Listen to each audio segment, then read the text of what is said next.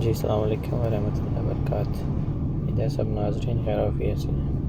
अच्छा जी, बात करते हैं ग्लोरिया जीन्स कॉफ़ीज़ जो है मस्कत ग्रैंड मॉल के अंदर कहाँ पे है। इसके लिए आप मेन गेट से अंदर जाएं, सीधा आगे सिक्योरिटी डेस्क या इंफॉर्मेशन काउंटर आपको मिलेगा।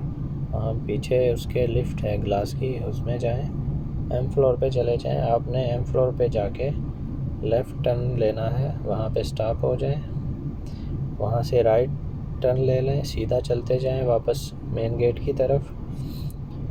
आपका फेस होना चाहिए और आगे चलते जाएं। ये जो पॉल है उसके बिल्कुल अपोजिट सामने यही है ग्लोरिया जीन्स कॉफ़ी। आप अपना बहुत सारा ख्याल रखें, चैनल को सब्सक्राइब ज़रूर करें, दूसरों तक शेयर ज़रूर करें। अल्लाह हाफिज़।